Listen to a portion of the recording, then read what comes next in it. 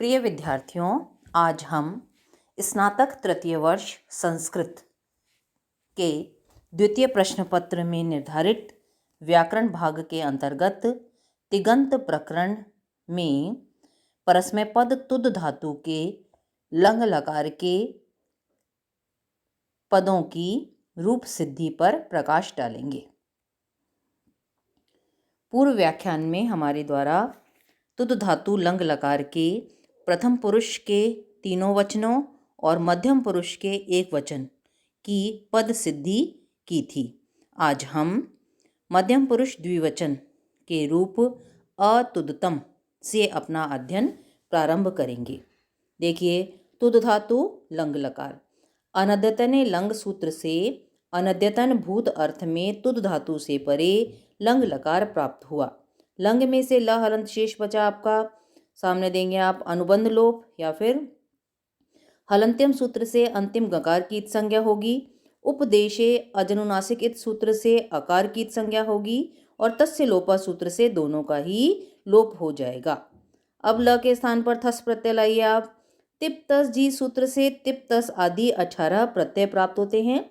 लह परस्मै पदम सूत्र से लकार के स्थान पर आदिष्ट इन प्रत्ययों की परस्मै पद संज्ञा होती है और शेषात कर्तरी परस्मै पदम सूत्र से आत्मनेपद के कारणों से रहित परस्मै पद तुद धातु से परे मध्यम पुरुष द्विवचन में क्रमशः थस प्रत्यय प्राप्त हुआ।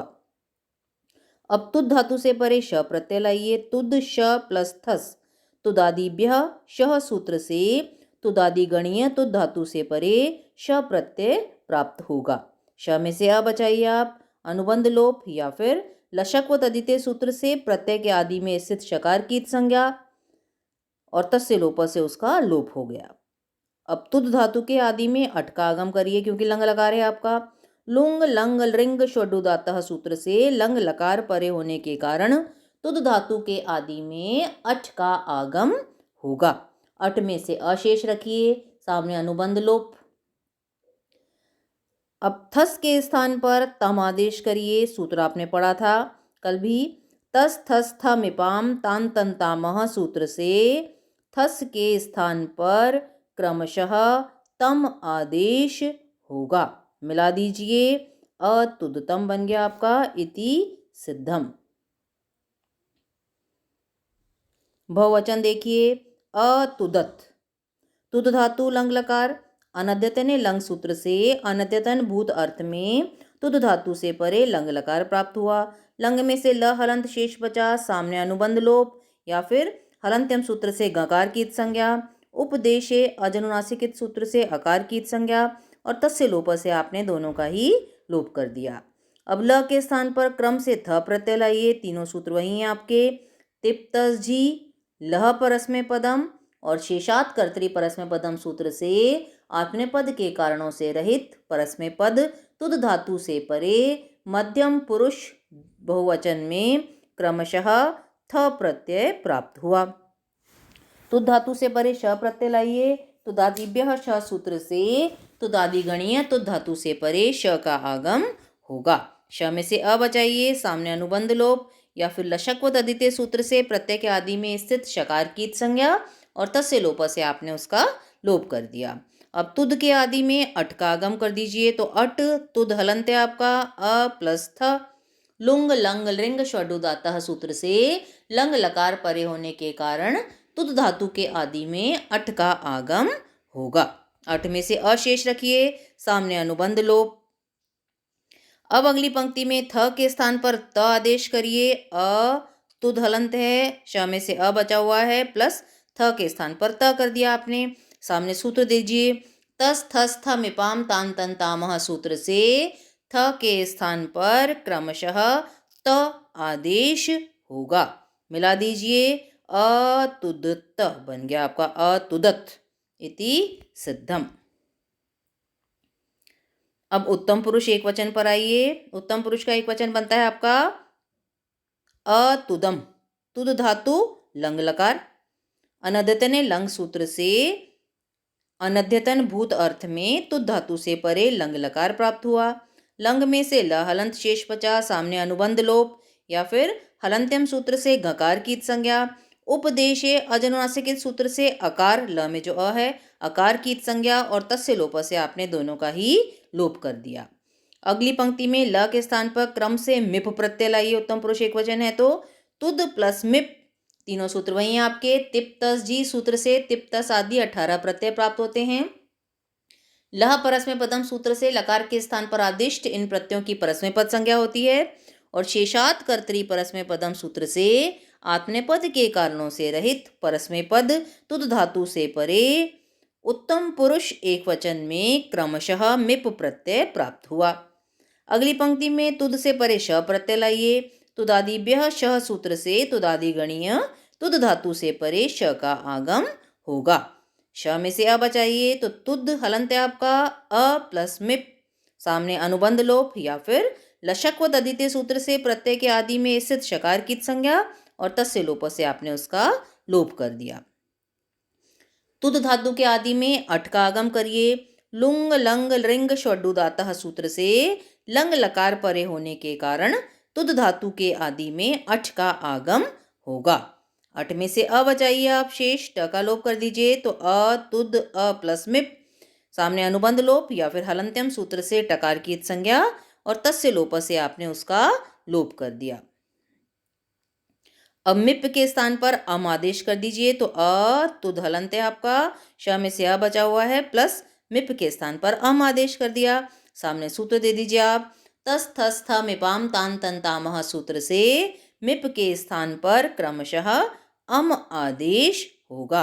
ये सूत्र 4 के स्थान पर 4 आदेश करता है। तस के स्थान पर ताम, थस के स्थान पर तम, थ के स्थान पर त और मिप के स्थान पर अम आदेश करता है। स्पष्ट है? अब अलग अलग मिलाइए। अ तू द में अ मिल गया प्लस अम, एक साथ नहीं मिला सकते क्योंकि 2 अ सामने आमने आ रहे हैं।